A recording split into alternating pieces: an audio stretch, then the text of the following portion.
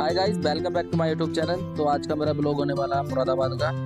तो सबसे पहले हम मुरादाबाद विशाल मेगावाट जाएंगे।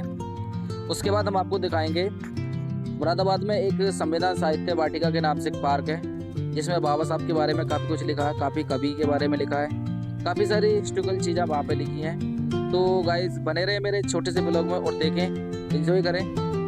वीडियो पसंद आए लाइक कमेंट और शेयर करना ना भूलें। और हाँ, चैनल पर नए हैं तो चैनल को सब्सक्राइब जरूर करें। Thank you. तो गाइस फाइनली विशाल मेगावाट पहुंच गए हम। तो ज़्यादा कुछ सामान हमें ख़रीदना नहीं है, समथिंग 10 से 5 मिनट हम यहाँ रहे थे। उसके बाद 2-3 टी शर्टें ली, गर्म टी शर्टें लेने के बाद हम निकल गए। बस ज़्यादा देर नहीं रुकना, उसके बाद निकल लेंगे। तो गाइस आप देखिए संविधान साहित्य वाटिका, वहाँ कितनी खूबसूरती है, वहाँ पे क्या है। कभी आप मुरादाबाद आएँ तो संविधान साहित्य वाटिका में ज़रूर घूमें, काफ़ी अच्छा है। अगर बाबा साहब के बारे में जानना चाहेंगे, बाबा साहब को आप मानते हैं, तो संविधान साहित्य वाटिका में आना आपका जरूर बनता है। तो जय भीम नमो बुद्धाय। तो गाइस आइए आप सब लोग और देखिए। चलो तो फाइनली हम आ गए संविधान साहित्य वाटिका। तो बने रहे मेरे इस ब्लॉग में, देखें। गोपाल स्वामी अयंगर, हलादी कृष्णा स्वामी अय्यर, डॉक्टर KM मुंशी, मौलाना अबुल कलाम आज़ाद।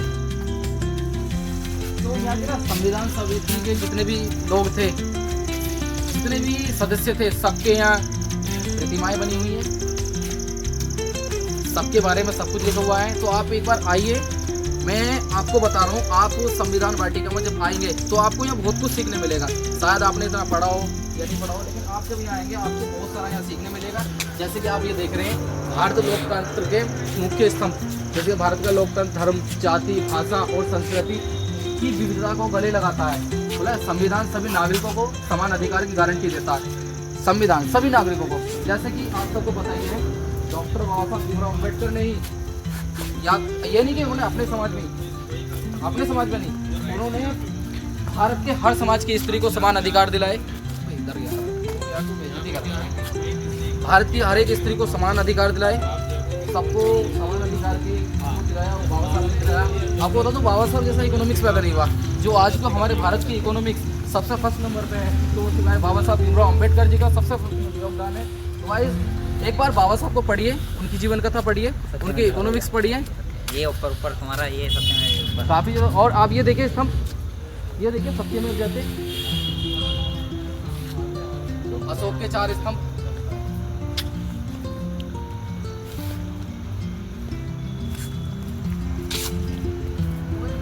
काफ़ी भीड़ रहती है, फिलहाल हम नाइट में आए, थोड़ी लाइटिंग होती है, अच्छा होता है। तो आप देखिए, मैं आपको दिखा रहा हूँ जैन काल, बुद्ध काल, देखिए जैन काल। यहाँ जैन धर्म दुनिया के सबसे प्राचीन धर्मों में से एक है।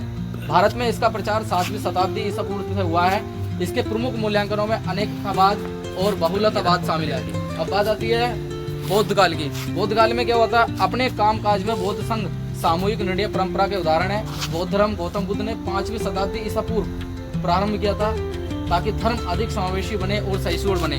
आपको बता दें, दुनिया का एकमात्र बौद्ध धर्म ही ऐसा धर्म है जहाँ रूढ़िवादिता नहीं है, जहाँ पाखंडवादिता नहीं है। क्योंकि बौद्ध धर्म की स्थापना हुई थी ना, वो इसी चीज़ को लेकर हुई थी।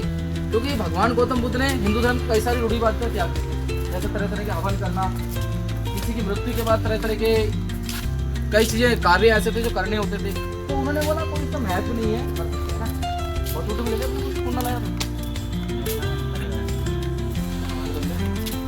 देखो अब पढ़िए, अब मैं आपको एक एक सब कुछ पढ़ा रहा हूँ। ये रविंद्रनाथ टैगोर, भाई इनको तो जानते ही होंगे, रविंद्रनाथ टैगोर, जिन्होंने घर में रह के शिक्षा प्राप्त की, काफ़ी सारी भाषाओं का इनको ज्ञान था। एक कवि, एक लेखक, भारत के प्रथम नोबेल पुरस्कार कोई व्यक्ति थे, तो वो रविंद्रनाथ टैगोर थे। देखिए, प्रसन्न रहना बहुत सरल है, लेकिन सरल होना बहुत कठिन है। समझ रहे हो आप क्या बोले? प्रसन्न रहना बहुत सरल है, लेकिन सरल होना बहुत कठिन है। सिम रेत के समान। आदमी का सबसे बड़ा शत्रु उसका अहंकार होता है। मुंशी प्रेमचंद लेखक हैं। देखो अब आगे अमृता प्रीतम, बोला जब कोई पुरुष महिलाओं की शक्ति को नकारता है, तो वह अपने ही अवचेतन को नकार रहा होता है। बात सही होती है। तो ये बात तो बाबा साहब ने भी कही थी कि जो समाज स्त्री का सम्मान नहीं कर सकता, उस समाज का कभी विकास नहीं हो सकता। तो गाइस आप देखिए, अगस्त्य, आज्ञे जी, सच्चिदानंद वासुदेव आज्ञा, ये सुब्रमण्यम भारती हो गए, इधर मैथिली शरण गुप्त, सारे कवि है भाई। शरद जोशी इधर हो गए, इधर भी ने कैसे कर रहे हैं शूटिंग। ये हरिवंश राय बच्चन, हरिवंश राय बच्चन को तो जानते होगे, कौन है हरिवंश राय बच्चन, पता ना? अब अमिताभ बच्चन के पिताजी हैं गोचू, और इन्हें यूँ नहीं पता। जो अमिताभ बच्चन जी उनके पिताजी हैं हरिवंश राय बच्चन। नेर का निर्माण फिर पढ़ा है ना, इनकी आत्मकथा है, नेर का निर्माण फिर। प्राचीन साहित्य ने भारत की साहित्य परंपरा वेदों और उपनिषदों से प्रारंभ होती है, आध्यात्मिक और दर्शन की गहराइयों को प्रकट करती है। रामायण और महाभारत जैसे महाकाव्य भारतीय जीवन मूल्य और सांस्कृतिक चेतना के आधार हैं। यह साहित्य केवल कहानियां नहीं बल्कि सभ्यता के पथ प्रदर्शक है। महर्षि वाल्मीकि, महर्षि कृष्ण उद्यान व्यास, महाकवि कालिदास,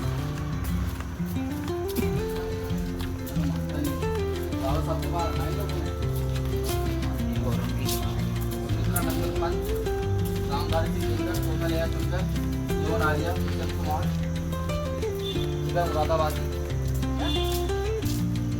उमर बैचैन, उल्लड़ मुरादाबादी, नाम सूर्यकांत त्रिपाठी,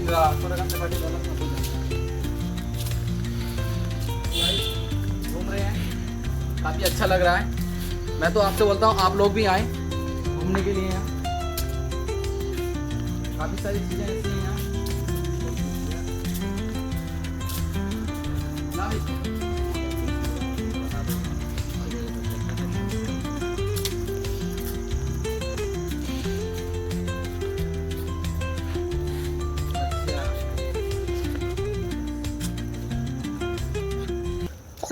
तो गाइज आपका ज़्यादा टाइम ना लेते हुए आज ब्लॉग यहीं पे समाप्त करते हैं।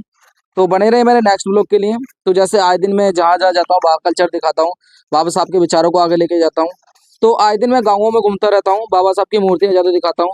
तो कल का मेरा ब्लॉग रहेगा रतनपुर कला का। तो गाइज बने रहे मेरे नेक्स्ट ब्लॉग के लिए, चैनल को सब्सक्राइब